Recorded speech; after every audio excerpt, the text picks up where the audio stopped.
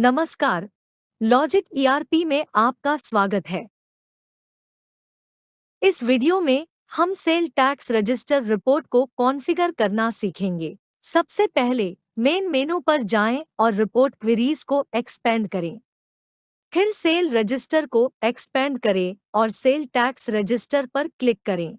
यह report cell value और sale tax value प्रदान करेगी, जिसका उपयोग जीएसटी रिटर्न से डेटा को टैली करने के लिए किया जा सकता है। कॉन्फ़िगरेशन पर क्लिक करें और रिपोर्ट का नाम दर्ज करें। हम बाद में प्रिंट ऑप्शंस पर चर्चा करेंगे। इससे पहले सीधे अदर रिपोर्ट ऑप्शंस पर चलते हैं। आइए पहले विकल्प रिपोर्ट व्यू से शुरू करें। रिपोर्ट व्यू ऑप्शन का उपयोग एट्रीब्यूट परिभाषित करने के लिए किया जाता है, जिसके आधार पर रिपोर्ट का डेटा डिस्प्ले किया जाएगा। अगला ऑप्शन डॉक्यूमेंट टाइप को डिफाइन करने के लिए प्रयोग किया जाता है, जैसे सेल प्लस सेल रिटर्न, केवल सेल या केवल सेल रिटर्न। अगला विकल्प सेल वैल्यू को परिभाषित करने के लिए उपयोग किया जाता है, जैसे actual value, sale tax on value या दोनों। अगला विकल्प पेमेंट मोड फिल्टर सेट करने के लिए उपयोग किया जाता है, जैसे नन, कैश बिल ओनली या क्रेडिट बिल ओनली। सेल के अलावा अन्य खातों को भी रिपोर्ट में शामिल किया जा सकता है, जिसे आप अदर अकाउंट से चुन सकते हैं। रिपोर्ट को ब्रांच वाइज कंसोलिडेट करने का विकल्प भी उपलब्ध है। आप इसे नन या ब्रांच वाइज डिफाइन कर सकते हैं। आइए रिपोर्ट के अन्य विकल्पों पर चलते हैं। सबसे पहला चेक टैक्स न होने की स्थिति में inclusive sale tax percentage use करने की अनुमति देगा।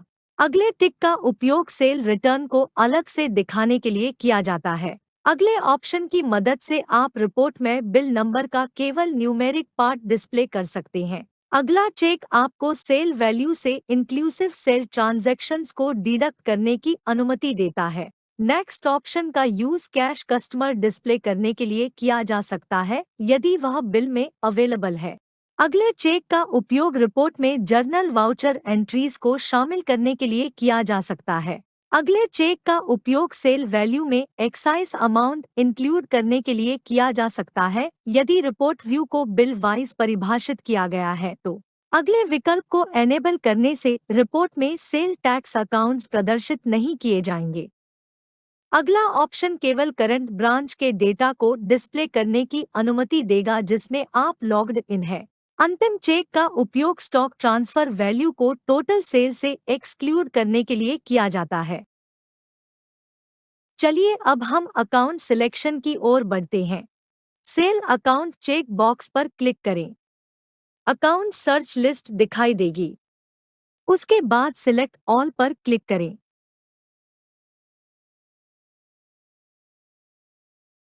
इसी तरह सेल टैक्स अकाउंट्स को भी सिलेक्ट करें।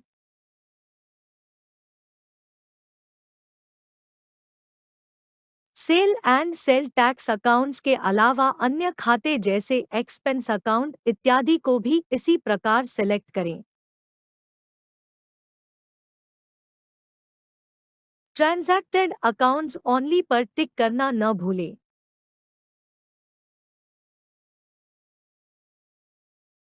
रिपोर्ट कॉन्फ़िगरेशन के अंतिम भाग में हमारे पास कुछ यूजर कॉलम है। इन कॉलमों में परिभाषित वैल्यू को रिपोर्ट में डिस्प्ले किया जाएगा।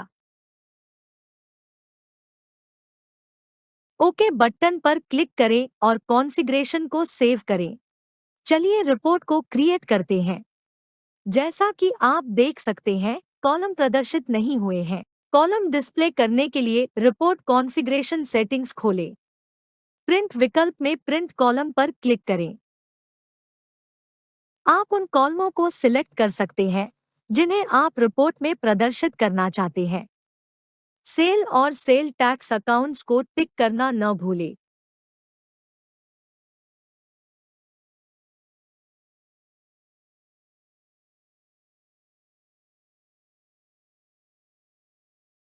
किए गए चेंजेस को सेव करें और रिपोर्ट फिर से बनाएं।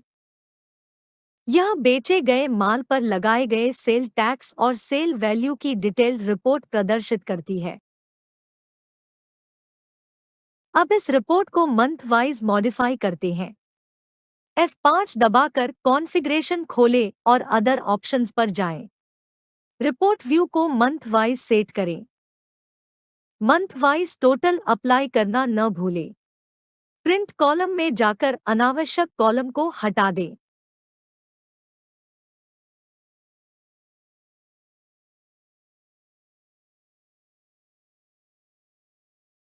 किए गए चेंजेस को सेव करें और रिपोर्ट को दोबारा बनाएं। अब आप देख सकते हैं कि रिपोर्ट डेटा महीनों के अनुसार कंसोलिडेट किया गया है। आइए एक और उदाहरण देखें। एक बार फिर से कॉन्फ़िगरेशन विंडो खोलें और इस बार रिपोर्ट व्यू को पार्टी वाइज कंसोलिडेटेड में डिफाइन करें। पार्टी वाइज टोटल अप्लाई करें और प्रिंट कॉलम में पार्टी का नाम ऐड करें। साथ ही अनावश्यक कॉलम हटा दें। किए गए चेंजेस को सेव करें और रिपोर्ट को दोबारा बनाएं।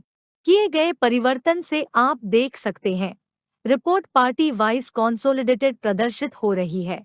आइए कुछ और रिपोर्ट ऑप्शंस पर एक नज़र डालें। सेटअप कॉलम एट्रीब्यूट की मदद से आप कॉलम ऐड या रिमूव कर सकते हैं।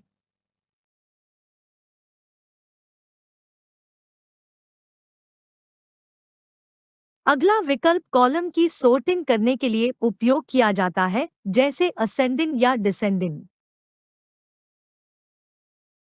उसके बाद हमारे पास रिसाइज कॉलम का विकल्प है, जो कॉलम की चौड़ाई को कम या ज्यादा करने में मदद करता है। आगे हमारे पास कॉपी टू क्लिपबोर्ड विकल्प है, जिसकी मदद से आप कॉपी किए गए डेटा को किसी भी एप्लीकेशन में पेस्ट कर सकते हैं। अगला विकल्प रिपोर्ट को एक्सेल फाइल में एक्सपोर्ट करने के लिए उपलब्ध है।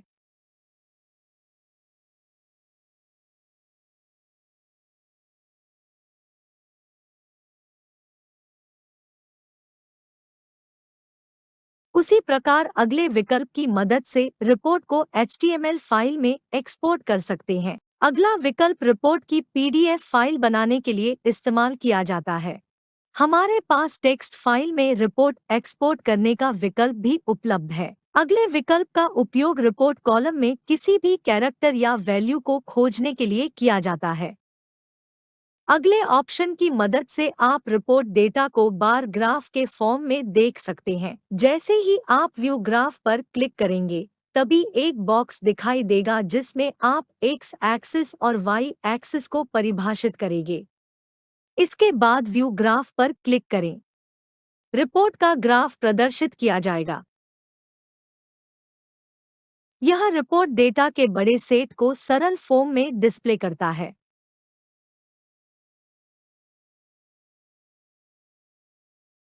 अंत में हमारे पास रिपोर्ट का प्रीव्यू और प्रिंट करने का ऑप्शन अवेलेबल है। आइए रिपोर्ट प्रिंटिंग की ओर बढ़ते हैं। रिपोर्ट को प्रीव्यू या प्रिंट करने के लिए प्रिंट रिपोर्ट पर क्लिक करें और फिर प्रिंट RTF मोड पर क्लिक करें। प्रिंटिंग सेटिंग्स करने के लिए हमारे पास कुछ विकल्प मौजूद हैं। फॉन्ट ऑप्शन की मदद से फॉन्ट, फॉन्ट टाइप और फॉन्ट साइज चेंज कर सकते हैं। प्रिंटर पेज सेटिंग्स की मदद से आप printer, page size, page margin और पेज ओरिएंटेशन सेटअप कर सकते हैं।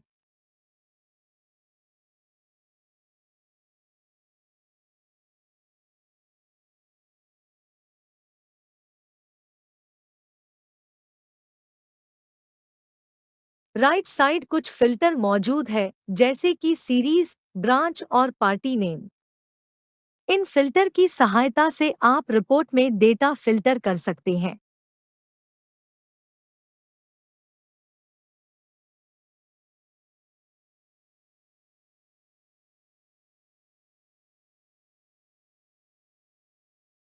रिपोर्ट की कॉपी बनाने के लिए कॉन्फ़िगरेशन के ठीक राइट साइड मौजूद कॉपी ऑप्शन पर क्लिक करें। कॉपी फ्रॉम में उस रिपोर्ट को सेलेक्ट करें जिस रिपोर्ट की आप कॉपी क्रिएट करना चाहते हैं। कॉपी टू में न्यू रिपोर्ट नेम एंटर करें और कॉपी क्रिएट बटन पर क्लिक करें। अगला ऑप्शन रिपोर्ट कॉन्फ़िगरेशन को डिलीट करने के लिए उपयोग किया जाता है। कॉन्फ़िगरेशन चुनें और डिलीट बटन पर क्लिक करें। अगला ऑप्शन रिपोर्ट कॉन्फ़िगरेशन को रिनेम करने के लिए उपयोग किया जाता है। कॉन्फ़िगरेशन चुनें, नया नाम दर्ज करें और रिनेम बटन पर क्लिक करें। अगले विकल्प का उपयोग सिस्टम में रिपोर्ट को एक्सपोर्ट करने के लिए किया जाता है, जिसे बाद में आवश्यकता पड़ने पर आप इंपोर्ट भी कर सकते हैं।